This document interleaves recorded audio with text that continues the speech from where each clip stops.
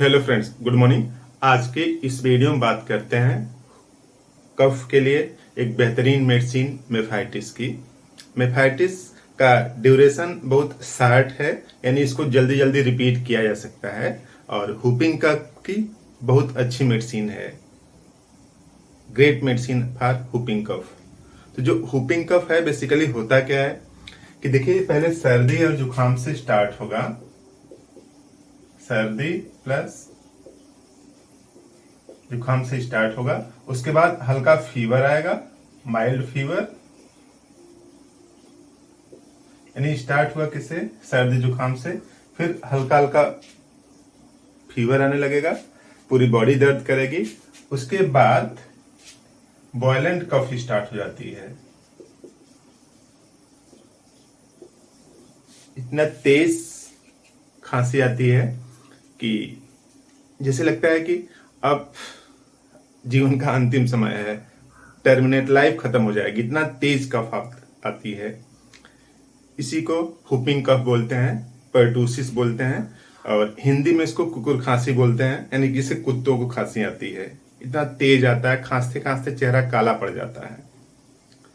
तो स्टार्ट सर्दी जुकाम से, फिर हल्का फीवर, उसके बाद वायलेंट कफ। इसके लिए बेहतरीन मेडिसिन है मेफाइटिस।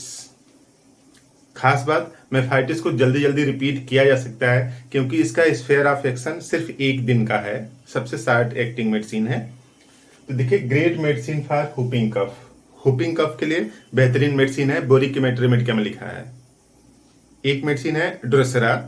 तो ड्रोसेरा को आप सिर्फ एक डोज ले सकते हैं और एक डोज में हुपिंग कफ को सही कर देती है, और इसका आप रिपीटिशन कर सकते हैं मेफाइटिस का। तो हुपिंग कफ के लिए यानी काली खांसी के लिए बहुत अच्छी दवा है, ग्रेट मेडिसिन है। और spasmodic cough worse at night. सबसे खास बात कि जो स्पाज्मोटिक कफ है, यानी जो स्पाज्म जैसा होता है, वो नाइट के समय बढ़ जाता है। इसका मतलब दिन के समय कम रहता है।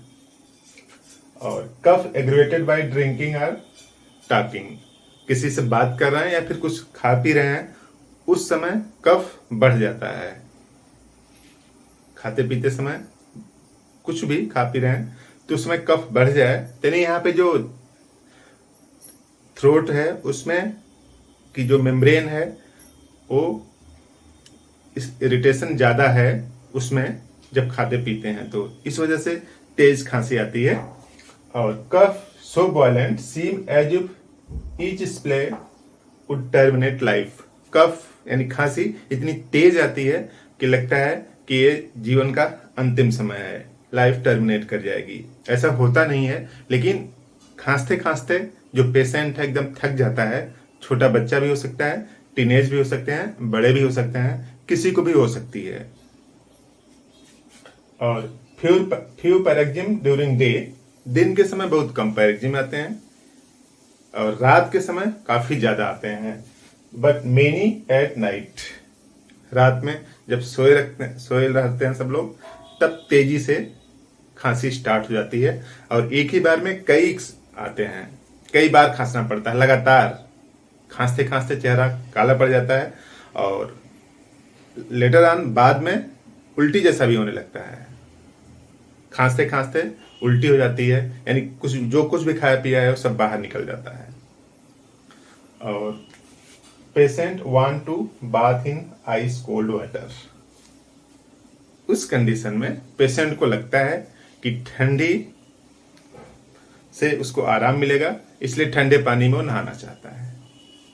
तो इस तरह से स्फेयर ऑफ एक्शन है मेफाइटिस का। ड्रोसेरा सिर्फ एक डोज लेना है और मेफाइटिस को आप रिपीट कर सकते हैं। किसी भी प्रकार की कफ हो, हुपिंग कफ, उससे आपको निजात मिलेगी। तो देखिए, यहाँ पे दो मेडिसिन बेसिकली लिया जा रहा है। ड्रोसेरा, इसका 30 पावर, केवल एक डोज, एक बार लेना है बस। इसको आप रिपीट मत करिए। और दूसरी दवा है मेफाइटिस, और इसका क्यू ले लीजिए, या फिर 3CH या फिर 6CH। लोअर पोटेंसी यूज करेंगे, बेहतर रिजल्ट आएगा। तो अगर क्यू मिल जाता है तो क्यू ले लीजिए, नहीं तो 3CH, नहीं तो 6CH ले लीजिए। इससे आपका जो हुपिंग कफ की समस्या है उससे निजात मिल जाएगी। तो आप इसको अगर क्यू मिलता है तो 15 बूंद, यानी क्यू का 15 बूंद, और 3CH या फिर 6CH का 5 बूंद, 3 टाइम लीजिए।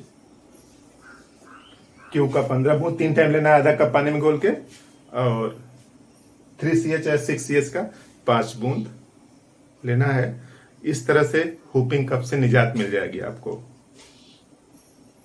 बात समझ में आई? तो इस वीडियो को लाइक करें, चैनल पर नए तो सब्सक्राइब कर दें और शेयर भी कर दीजिए, ताकि और लोगों को हुपिंग कफ से मुक्ति मिलने में सहायता हो सके। तो आपने पूरा वीडियो देखा, थैंक यू।